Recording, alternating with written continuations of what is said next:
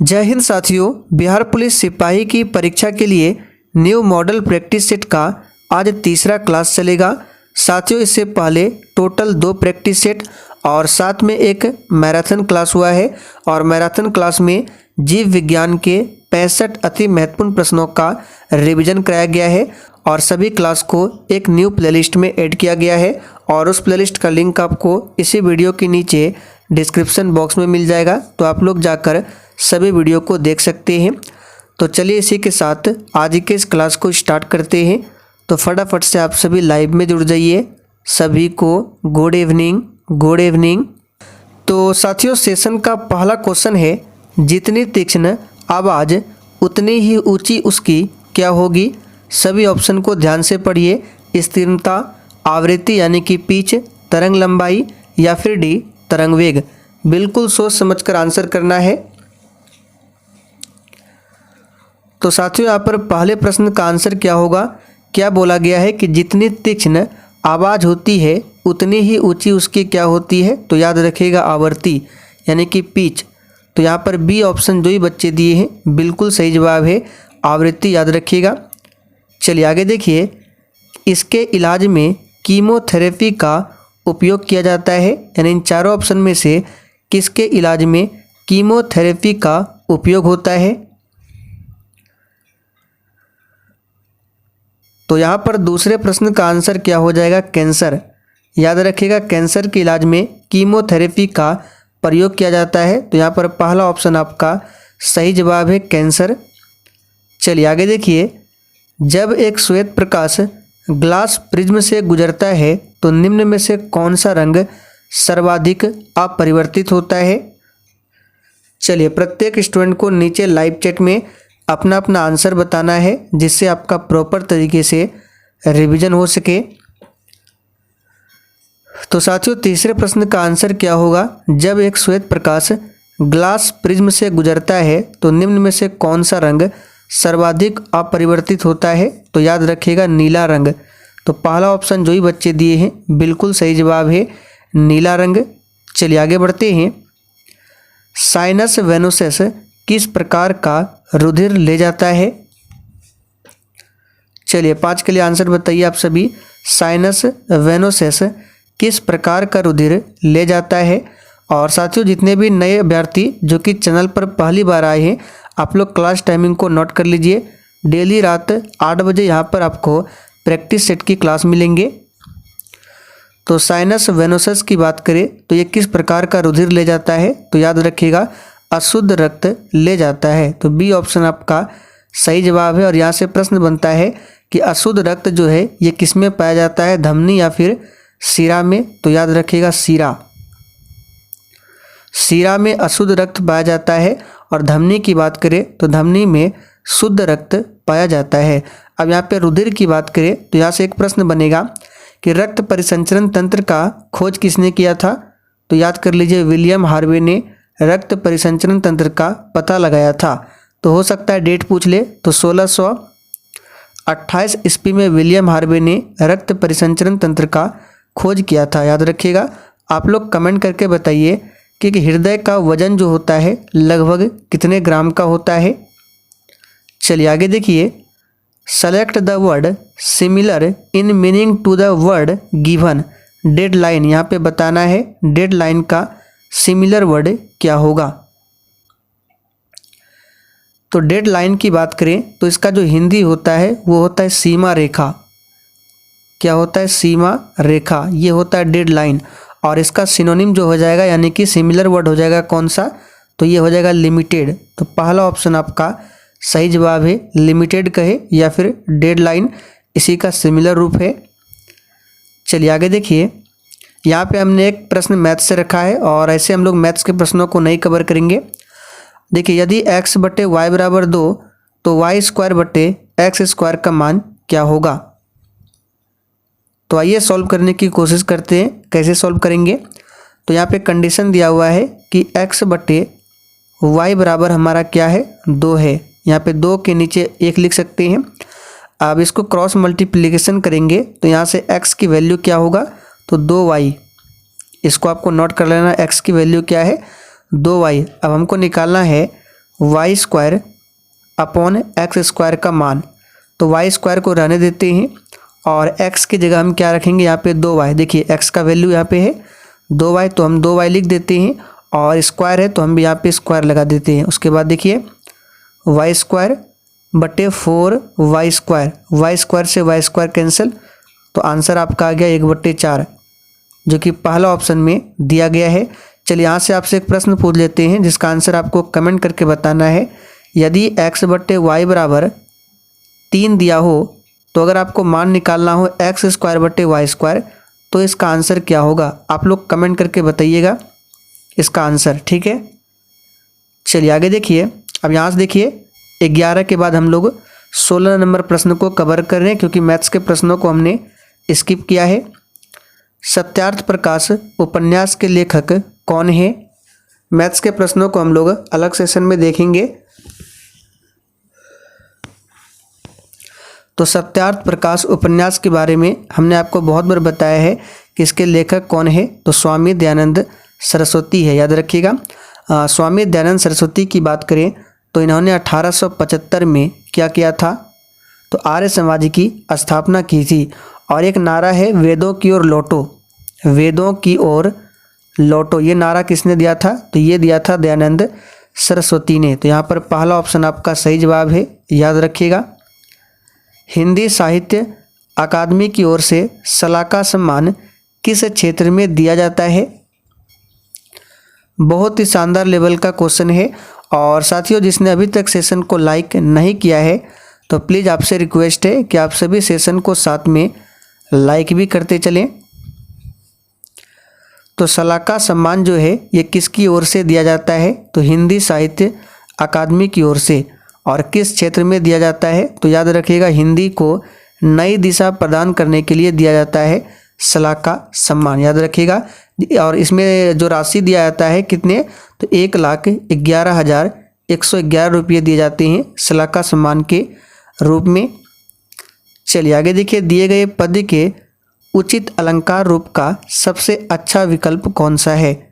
रघुपति राघव राजा राम, इसमें कौन सा अलंकार है? तो याद कीजिए, हमने कभी आपको बताया था। तो रघुपति राघव राजा राम सभी में देखिए शुरुआत में र आ रहा है। रघुपति में र, राघव में भी र, राजा में भी र और राम में भी र आ रहा है। और आप जब सभी जानते हैं कि जहाँ एक ही शब्द की आवृत्ति यानी एक ही अक्षर की आवृत्ति बार बार हो वहाँ पर क्या होता है? अनुप्रास अलंकार होता है। तो यहाँ पर पहला ऑप्शन आपका सही जवाब है। तो आपको याद हो गया होगा अनुप्रास अलंकार क्या होगा? तो जहाँ पर एक ही अक्षर की आवृत्ति बार बार हो रही हो तो आपको आंसर करना है अनुप्रास अलंकार। रेखांकित शब्दों के सही अवयव के भेद कौन से हैं? चलिए 19 के लिए आंसर बताएंगे फटाफट से। और देखिए अभी सोशल मीडिया पर बिहार पुलिस एग्जाम डेट को लेकर एक जो डेट निकला है वो वायरल हो रहा है। तो देखिए वो डेट जो है फेक डेट है। जैसे ही CSBC के ऑफिशियल वेबसाइट पर या कोई हमें जानकारी मिलती है तो हम आपको खुद टेलीग्राम पर इन्फॉर्म करेंगे। तो आपको इधर उधर ध्यान नहीं देना है, वो डेट क्या है? फेक है। तो रेखांकित शब्दों के सही अवयव के भेद, यानी सीता के आगे रमा खड़ी है तो यहाँ पे के है, तो के में कौन सा अव्यय है? तो याद रखिएगा संबंध बोधक अव्यय है। यहाँ पर बी ऑप्शन आपका सही जवाब है, संबंध बोधक अव्यय, याद रखिएगा। चलिए आगे बढ़ते हैं। उस विकल्प का चयन करें जो प्रत्यय से बना है। तो क्या इंसान प्रत्यय से बना हुआ है, मदद, जादूगर या फिर समझ? तो प्रत्यय का मतलब क्या होता है? जो किसी शब्द के पीछे लगता है, ना कि आगे। तो यहाँ पर जादूगर जो है ये एक प्रत्यय से बना हुआ है। जादूगर में कौन सा प्रत्यय है? तो गर प्रत्यय, बाकी ये सभी प्रत्यय से नहीं बना हुआ है।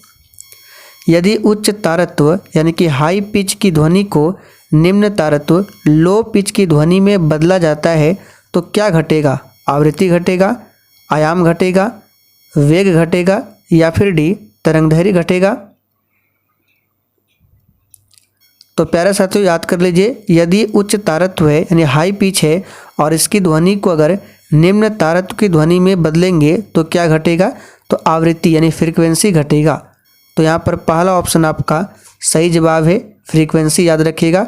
और देखिए ध्वनि का जो तारत होता है वो आवृत्ति पर ही निर्भर करता है, इसे भी ध्यान रखेंगे। दोलन करते सरल लोलक की स्थितिज ऊर्जा अधिकतम होती है। चलिए सभी ऑप्शन को ध्यान से देखिए। दोलन करते हुए सरल लोलक की जो स्थितिज ऊर्जा है वो किस स्थिति पर मैक्सिमम होगा? तो इसका सही जवाब है किनारों की स्थिति पर। दोलन करते सरल लोलक की स्थितिज ऊर्जा जो है किनारों की स्थिति पर क्या होगी? तो स्थितिज ऊर्जा वो मैक्सिमम होगा। चलिए आगे बढ़ते हैं। मोटर गाड़ियों के पुर्जों पर क्रोमियम की प्लेटिंग की जाती है क्योंकि क्रोमियम तथा जल का स्पर्श का कोण कितने डिग्री का होता है? तो इस प्रश्न को डायरेक्ट याद कर लीजिए, 90 डिग्री से अधिक होता है। ऊष्मा का सर्वोत्तम चालक कौन सा है? चलिए 24 के लिए आंसर बताइए। ऊष्मा का सबसे अच्छा चालक कौन सा है? तो 24 का आंसर क्या हो जाएगा? पारा। याद रखिएगा ये प्रश्न 1 अक्टूबर को सेकंड शिफ्ट में पूछा गया था। ऊष्मा का गुड कंडक्टर कौन सा है? तो सर्वोत्तम चालक जो है पारा है। याद रखिएगा पारा की बात करें तो परमाणु संख्या 80 होता है। और इसका सिंबल क्या होता है पारा का? तो आप लोग थोड़ा सा कमेंट करके बताइए पारा का सिंबल क्या होता है। पारा जो है एक द्रव धातु है जिसकी ऊष्मा चालकता अत्यधिक होती है और इसे क्विक सिल्वर भी कहा जाता है पारा को। ऊर्जा वहन नहीं करती है, तो कौन सी तरंगे ऊर्जा का वहन नहीं करती है? तो यहाँ पर 25 का आंसर हो जाएगा सी ऑप्शन। याद रखिएगा अप्रगामी तरंगे जो होती है वो ऊर्जा का वहन नहीं करती है। याद कर लीजिए कौन सी तरंगे? तो अप्रगामी तरंगे। अच्छा आपसे पूछे कि प्रकाश तरंग जो है वो किस प्रकार की तरंग है? तो याद रखिएगा प्रकाश तरंग जो होता है वो विद्युत चुंबकीय तरंग होता है। तो इस फैक्ट को भी ध्यान रखें, प्रश्न बन सकता है। आगे देखिए, यदि अविलंब बल को दोगुना कर दें तो घर्षण गुणांक का मान क्या होगा? चलिए आंसर बताएंगे 26 के लिए फटाफट से। तो देखिए साथियों, यदि अविलंब बल को दोगुना कर दें तो घर्षण गुणांक जो होगा ये क्या होगा? तो अपरिवर्तित रहेगा। यहाँ पर पहला ऑप्शन आपका सही जवाब है। 5 लीटर बेंजीन का भार क्या होगा? ध्यान दीजिए द्रव्यमान नहीं पूछा गया है, यहाँ पे क्या पूछा गया है? भार। तो यहाँ पे क्या हो जाएगा आंसर? देखिए आपको यहाँ से एक फैक्ट बताते हैं कि गुरुत्वीय त्वरण जो होता है वो तापमान से स्वतंत्र होता है और भार बराबर क्या होता है? यानी वेट बराबर m/g। तो ये जो g का मान है इस पर कोई भी प्रभाव नहीं पड़ता है तापमान का। तो आंसर हो जाएगा गर्मी तथा सर्दी दोनों मौसम में बराबर होगा बेंजीन का भार। द्रव्यमान नहीं पूछा गया है, भार पूछा गया है, इसलिए कोई भी समय हो भार क्या होगा? वो हमेशा बराबर होगा। यदि किसी स्प्रिंग से विद्युत धारा यानी इलेक्ट्रिसिटी प्रवाहित की जाती है तो स्प्रिंग में क्या होगा? इस प्रश्न को हमने पहले भी आपको 2 से 3 बार बताया है। चलिए आंसर कीजिए। तो बिल्कुल सही आंसर दिए हैं। देखिए यदि किसी स्प्रिंग से विद्युत धारा प्रवाहित की जाती है तो स्प्रिंग में क्या होगा? प्रसार होगा। यहाँ पर सी ऑप्शन आपका सही जवाब है। क्या होगा? प्रसार होगा। उत्तल लेंस की फोकस दूरी सबसे अधिकतम होगी किस प्रकाश के लिए? तो याद कर लीजिए उत्तल लेंस की जो फोकस दूरी है सबसे अधिकतम लाल प्रकाश के लिए होगी। तो यहाँ पर डी ऑप्शन आपका सही जवाब है, लाल प्रकाश। एक वस्तु की निश्चित दिशा में चाल नियत है तो क्या होगा? तो देखिए एक वस्तु की चाल अगर किसी निश्चित दिशा में नियत है तो उसका नियत वेग होगा। वेग क्या होगा? नियत होगा। तो सी ऑप्शन में दिया गया है, उसका नियत वेग होगा। याद रखिएगा। पुष्टि मार्ग के दर्शन की स्थापना किसने किया था? चलिए आंसर कीजिए। पुष्टि मार्ग के दर्शन की स्थापना किसने किया था? तो वल्लभाचार्य ने किया था। किसने? तो वल्लभाचार्य ने। याद रखिएगा श्री वल्लभाचार्य का जन्म पूछा जा सकता है तो 1479 ईस्वी। याद रखिएगा 1479 ईस्वी में कहाँ पर? तो काशी वाराणसी में इनका जन्म हुआ था। याद रखिएगा। चैतन्य महाप्रभु का पूछा जा सकता है तो चैतन्य स्वामी का जन्म 1486 में। कब? तो 1486 में हुआ था। कहाँ पर? तो नादिया में। कहाँ पड़ता है? तो बंगाल में पड़ता है। सभी को ध्यान रखें। आगे देखिए, शरीर में हीमोग्लोबिन का कार्य क्या है? चलिए, बहुत ही सिंपल क्वेश्चन, आंसर कीजिए। शरीर में हीमोग्लोबिन का कार्य क्या है? तो बिल्कुल सही आंसर दिए हैं, ऑक्सीजन का परिवहन करता है हीमोग्लोबिन। तो यहाँ पर पहला ऑप्शन आपका सही जवाब है। याद रखिएगा, क्या करता है? ऑक्सीजन का परिवहन करता है। हीमोग्लोबिन जो है लौह युक्त प्रोटीन है। हिंदू विधि पर एक पुस्तक जो कि मिताक्षरा है, इसको किसने लिखा है? तो मिताक्षरा पुस्तक को किसने लिखा है? तो याद रखिएगा, इसको लिखा है किसने? तो विज्ञानेश्वर ने लिखा है। यहाँ पर सी ऑप्शन आपका सही जवाब है। विज्ञानेश्वर की बात करें तो कल्याणी के चालुक्य वंश के विक्रमादित्य 6 के दरबार में रहते थे विज्ञानेश्वर। इसे भी ध्यान रखेंगे, विक्रमादित्य 6 के दरबार में। बीज की बुआई के समय सामान्यतः निम्न में से किस उर्वरक का प्रयोग होता है?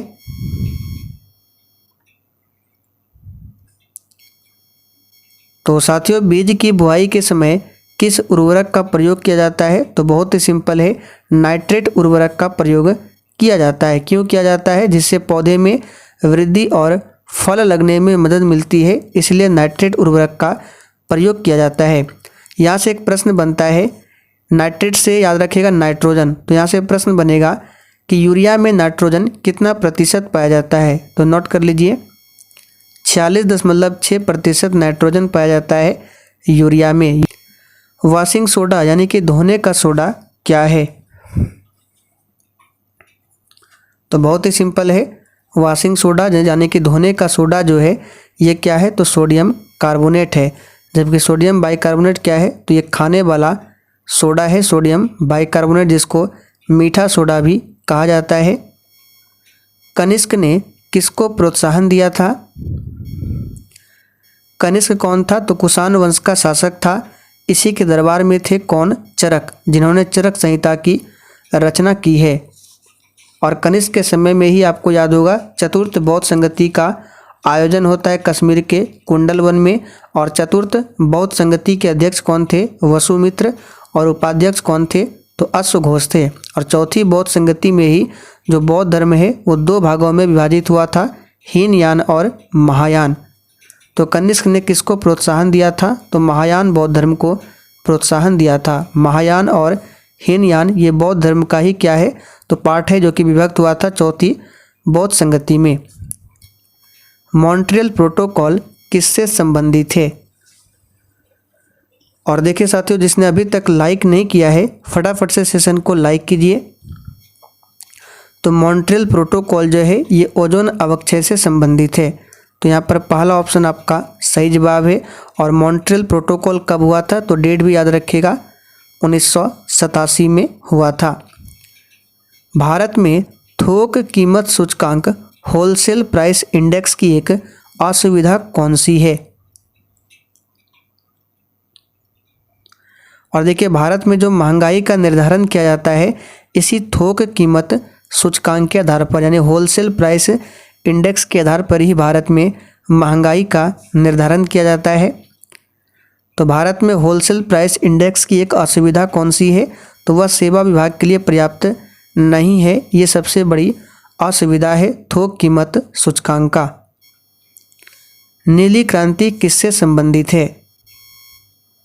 चलिए आंसर कीजिए फटाफट से। और देखिए, सेशन को जरूर शेयर करना है ताकि अधिक से अधिक बच्चे डेली रात 8 बजे क्लास कर सके। तो साथियों, नीली क्रांति जो है किससे संबंधित है? चलिए जी, बिल्कुल सही आंसर दिए हैं, मत्स्य उद्योग से संबंधित है नीली क्रांति, याद रखिएगा। और मत्स्य उत्पादन में सबसे पहला स्थान कौन सा देश है? तो चाइना का आता है। और भारत में पूछे मछली उत्पादन में कौन सा राज्य अग्रणी है? तो पश्चिम बंगाल। और कृषि की बात करें तो हरित क्रांति से संबंधित है, याद रखिएगा। और एक पूछा जाता है अमृत क्रांति, अमृत क्रांति जो कि जल संरक्षण से संबंधित है। भारत में किस किस्म की कॉफ़ी का उत्पादन होता है? कॉफ़ी के बारे में आपको तो पता ही होगा कि कर्नाटक सबसे आगे है कॉफ़ी उत्पादन में। और भारत में किस किस्म की कॉफ़ी का उत्पादन होता है? तो अरेबिका किस्म। यहाँ पर बी ऑप्शन आपका सही जवाब है। वह गैस जो नोबल गैस कहलाती है कौन सी है?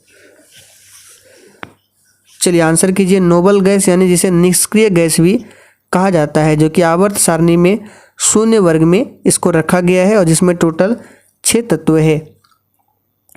तो यहाँ पर जो आंसर हो जाएगा नोबल गैस कौन सी है? तो हीलियम। यहाँ पर पहला ऑप्शन सही है। ऑक्सीजन की खोज किसने किया था? पूछ सकता है। तो 1772 में सीले एवं प्रिस्टले ने मिलकर ऑक्सीजन का पता लगाया था। नाइट्रोजन का पता किसने लगाया था? तो 1772 में ये भी रदरफोर्ड ने खोजा था नाइट्रोजन को। और हाइड्रोजन के बारे में आप सभी जानते हैं 1766 में हेनरी कैवेंडिश ने खोजा था हाइड्रोजन को। निम्नलिखित में से कौन सा तत्व स्वतंत्र अवस्था में पाया जाता है? चलिए आंसर बताइए, कौन सा तत्व है जो स्वतंत्र अवस्था में पाया जाता है? तो याद रखिएगा सल्फर। तो सी ऑप्शन जो ही बच्चे दिए हैं बिल्कुल सही जवाब है सल्फर। आगे देखिए, सूक्ष्म जीवाणुओं से प्राप्त वे तत्व कौन से हैं जिनका उपयोग सूक्ष्म जीवाणुओं को नष्ट करने के लिए किया जाता है? चलिए 43 के लिए आंसर कीजिए फटाफट से आप सभी। तो यहाँ पर आंसर क्या हो जाएगा 43 का? याद रखिएगा प्रतिजैविक। तो बी ऑप्शन जो ही बच्चे दिए बिल्कुल सही जवाब है प्रतिजैविक यानी एंटीबायोटिक्स। सर्विस स्टेशनों पर मोटर कारों की जाने वाली प्रदूषण जांच द्वारा निम्नलिखित में से किसकी जांच व अनुमान किया जाता है?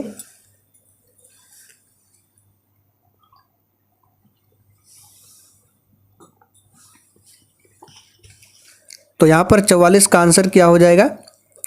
तो याद रखिएगा उसमें सीसा व कार्बन के कण की जांच किया जाता है।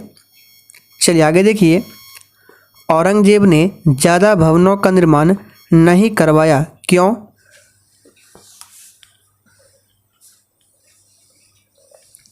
देखिए तो औरंगजेब को सबसे पहले ध्यान रखना है, जिंदा पीर कहा जाता था औरंगजेब को। और औरंगजेब ने ज़्यादा भवनों का निर्माण नहीं करवाया क्योंकि उसे उसके शासनकाल में निरंतर युद्ध करना पड़ा था। तो डी ऑप्शन यहाँ पर आपका सही जवाब है। औरंगजेब ने दिल्ली का मोती मस्जिद हो गया, लाहौर के बादशाही मस्जिद और बीबी का मकबरा बनवाया था। किसने? तो औरंगजेब ने। इसे ध्यान रखेंगे। शाहजहाँ का मकबरा कहाँ पर स्थित है? चलिए आंसर कीजिए फटाफट से। शाहजहाँ का मकबरा कहाँ पर स्थित है? तो बहुत ही सिंपल है, आगरा में शाहजहाँ का मकबरा है। दिल्ली में किसका है? तो हुमायूं का मकबरा पूछे तो दिल्ली में है। अकबर का मकबरा पूछे तो सिकंदरा में है। बाबर का मकबरा पूछे तो काबुल में है। सभी को ध्यान रखें। और शाहजहाँ की बात करें तो याद रखिएगा शाहजहाँ के शासनकाल को स्थापत्य कला में मुगल काल का स्वर्ण युग माना जाता है, शाहजहाँ के शासनकाल को। आगे देखिए, इंडियन ऑयल कॉरपोरेशन का सबसे बड़ा रिफाइनरी कहाँ पर स्थित है?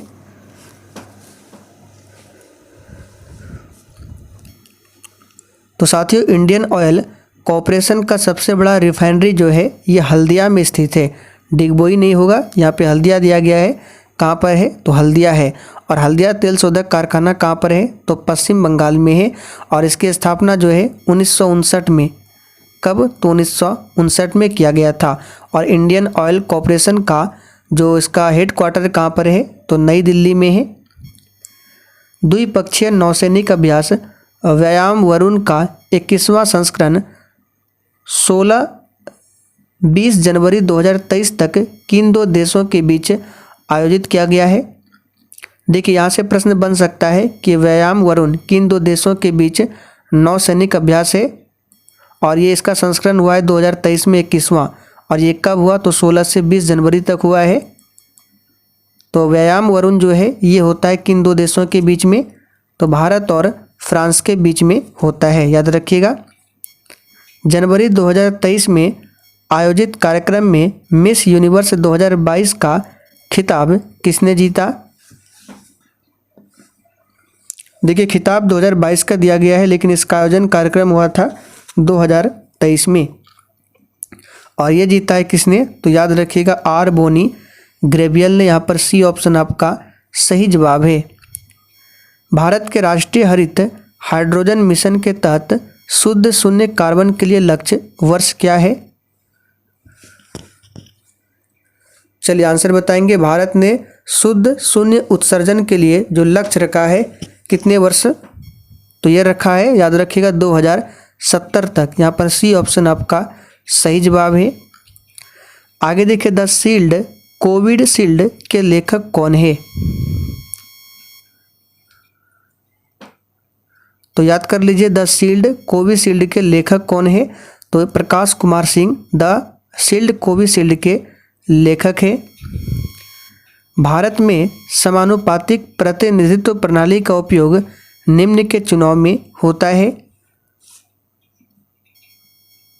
तो समानुपातिक प्रतिनिधित्व प्रणाली का उपयोग राज्यसभा के सदस्य के चुनाव में होता है, राज्यों के विधान परिषदों के सदस्य के चुनाव में होता है, उपराष्ट्रपति में भी होता है। तो आंसर जो हो जाएगा आपका डी ऑप्शन हो जाएगा। राज्यसभा की बात करें तो संसद का ये अपर हाउस है और इसके बारे में आर्टिकल 80 में उल्लेख मिलता है। राज्यसभा में टोटल 12 सदस्यों को राष्ट्रपति नामित करते हैं, याद रखिएगा। उपराष्ट्रपति की बात करें तो इनका उल्लेख मिलता है अनुच्छेद 63 में। उस संघ राज्य क्षेत्र का नाम बताइए जहां निर्वाचित विधानसभा और मंत्री परिषद है,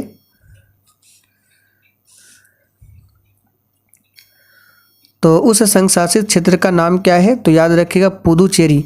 संघ राज्य क्षेत्र पुदुचेरी जहाँ पर क्या है निर्वाचित विधानसभा और मंत्री परिषद है, तो यहाँ पर डी ऑप्शन आपका सही जवाब है, याद रखिएगा। और आपको याद होगा दिल्ली और पुदुचेरी केंद्र शासित प्रदेश में विधानसभा और मंत्री परिषद का भी गठन किया जाता है और दिल्ली और पुदुचेरी विधानसभा राष्ट्रपति चुनाव में भी भाग लेती है, केवल निर्वाचित सदस्य। ध्यान रखेंगे। भारत पर कुल विदेशी ऋण में सर्वाधिक भाग निम्नलिखित में से किसका है, तो भारत पर जो कुल विदेशी ऋण में सर्वाधिक भाग है याद रखिएगा वाणिज्यिक उधार का है, तो सी ऑप्शन आपका सही जवाब है, याद रखेंगे। चलिए आगे देखिए, आईने अकबरी में किस प्रकार की सूचनाएं हैं। बिल्कुल इसी लेवल के क्वेश्चन आएंगे बिहार पुलिस के एग्जाम में। आप लोगों ने देखा होगा 1 अक्टूबर का क्वेश्चन पेपर, और जिसने नहीं देखा है तो दोनों का लिंक आपको डिस्क्रिप्शन बॉक्स में मिल जाएगा, जाकर देख सकते हैं। तो इसका सही जवाब होगा अकबर की शासन प्रणाली पर प्रकाश डाला गया है आईने अकबरी में। हिमालय पर्वत श्रेणी का सर्वाधिक ऊंचाई पर स्थित दर्रा कौन सा है। देखिए हिमालय पर्वत की बात करें तो ये फोल्डिंग माउंटेन का उदाहरण है। कैसा है, तो फोल्डिंग माउंटेन यानी कि वलित पर्वत का उदाहरण है। और हिमालय पर्वत श्रेणी का सर्वाधिक ऊंचाई पर स्थित दर्रा जो है ये काराकोरम दर्रा है, जो कि जम्मू कश्मीर में स्थित है। जोजिला दर्रा भी जम्मू कश्मीर में है। रोहतांग दर्रा कहाँ पर है, तो ये हिमाचल प्रदेश में स्थित है। आप लोग कमेंट करके बताइए नाथुला दर्रा कहाँ पर है। गल्फ स्ट्रीम उत्पन्न होती है। चलिए आंसर कीजिए, और सेशन के लास्ट में आपको कमेंट करके अपना अपना स्कोर जरूर देना है कि आपने कितने प्रश्नों के सही आंसर किए हैं। तो गल्फ स्ट्रीम जो है महासागरीय दबाव से उत्पन्न होती है, सी ऑप्शन आपका सही है। चीन की महान दीवार का निर्माण कब प्रारंभ हुआ था, तो याद कर लीजिए चीन की जो महान दीवार है इसका निर्माण प्रारंभ हुआ था 214 ईसा पूर्व में।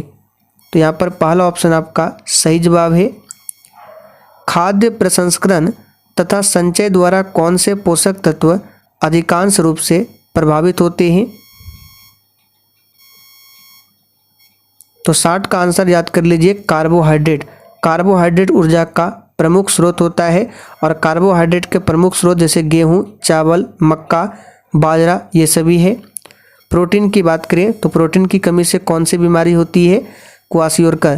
प्रोटीन शब्द का सर्वप्रथम प्रयोग किसने किया था, तो याद रखिएगा जे बर्जलियस ने प्रोटीन शब्द का प्रयोग पहली बार किया था, याद रखेंगे। वसा की बात करें तो यहाँ से एक प्रश्न नोट कीजिएगा। अगर पूछे कि 1 ग्राम वसा में कितना कैलोरी ऊर्जा उत्पन्न होता है, तो याद रखिएगा 9.9 31 कैलोरी ऊर्जा, इसे नोट कर लीजिए। ग्रह अपने विभिन्न दूरियों पर गतिशील रहते हैं। चलिए 61 के लिए आंसर बताएंगे फटाफट से, किसके कारण। तो जितने भी प्लेनेट है अपने विभिन्न दूरियों पर गतिशील रहते हैं गुरुत्वाकर्षण तथा अपकेंद्र बल के द्वारा। तो यहाँ पर बी ऑप्शन आपका सही जवाब है, याद रखिएगा। भारत में स्थित प्रमुख मत्स्य ग्रहण पोताश्रय कहाँ पर है। तो ये स्थित है कोचीन में, यहाँ पर बी ऑप्शन सही है। आगे देखिए, सभी जैविक वातावरणीय प्रक्रियाएं विभिन्न जलवायु तथा मौसमी दशाओं में किस परत पर उत्पन्न होती है। अब देखिए यहाँ पे सभी परतों के नाम इंग्लिश में दिए गए हैं और हमने आपसे कहा था कि इंग्लिश और हिंदी दोनों नाम याद रखना है। तो मौसम संबंधी जितनी भी घटनाएं हैं वो क्षोभ मंडल में घटित होती है और क्षोभ मंडल को कहा जाता है ट्रोपोस्फियर, जो कि पहला ऑप्शन में है। संसद में प्रस्तुत बिल एक अधिनियम बन जाता है किसके बाद। सभी ऑप्शन को थोड़ा सा ध्यान से देखिए आप लोग।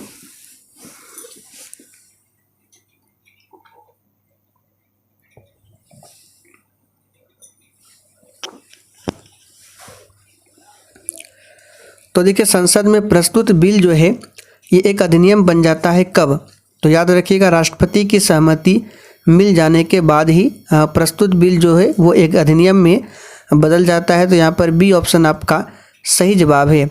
देखिए, लोकसभा और राज्यसभा द्वारा पारित जो विधेयक होता है, जब राष्ट्रपति हस्ताक्षर कर देते हैं, अनुच्छेद 111 इसके बारे में बताया गया है हस्ताक्षर के बारे में, तो वह जो बिल है अधिनियम बन जाता है, याद रखिएगा। अलमाटी बांध किस नदी पर बना है। तो ये तो बहुत ही सिंपल है, कृष्णा नदी पर अलमाटी बांध बना हुआ है। कृष्णा नदी की बात करें तो इसका उद्गम स्थल पूछा जा सकता है, तो महाबलेश्वर के समीप पश्चिम बंगाल की खाड़ी घाट पहाड़ से हुआ है कृष्णा नदी का उद्गम। और कृष्णा नदी की लंबाई की बात करें तो 1401 किलोमीटर है। विश्व में सर्वाधिक व्यस्त समुद्री व्यापार मार्ग कौन सा है। तो याद रखिएगा, ये अटलांटिक महासागर है, यहाँ पर पहला ऑप्शन आपका सही जवाब है। कथन भारत एक समृद्धशाली देश है जिसमें गरीब लोग निवास करते हैं, इसका तात्पर्य क्या है।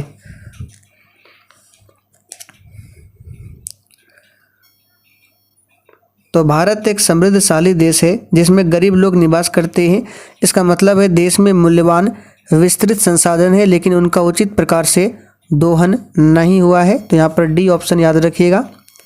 राज्य का नाम बिहार कब पड़ा। चलिए इसको स्टार मार्क कर लीजिए, इंपॉर्टेंट रहेगा। राज्य का नाम बिहार कब पड़ा था, तो 12वीं शताब्दी में। यहाँ पर डी ऑप्शन आपका सही जवाब है, याद रखिएगा 12वीं शताब्दी में।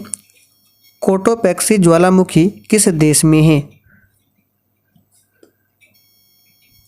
तो साथियों, कोटोपैक्सी जो है ये विश्व का सबसे ऊंचा ज्वालामुखी पर्वत है जिसकी ऊंचाई 19,663 फीट है और ये कहाँ पर है, तो ये इक्वाडोर में है। यहाँ पर बी ऑप्शन आपका सही जवाब है, याद रखिएगा। विश्व की सबसे व्यस्त व्यापारिक नदी कौन सी है। चलिए 70 के लिए आंसर कीजिए। विश्व की सबसे व्यस्त व्यापारिक नदी कौन सी है, तो याद रखिएगा ये है राइन। यहाँ पर बी ऑप्शन आपका सही जवाब है, राइन है, याद रखिएगा। तो चलिए साथियों, आज के लिए इतना ही। आज के प्रैक्टिस सेट में हमने टोटल यहाँ पे 70 प्रश्नों को कवर किया। पूरा 70 नहीं है, इसमें मैथ्स के प्रश्नों को हमने स्किप किया है। तो चलिए आज के लिए इतना ही। सेशन पसंद आया हो तो जाते जाते आप सभी सेशन को लाइक एंड शेयर करके ज़रूर जाएं।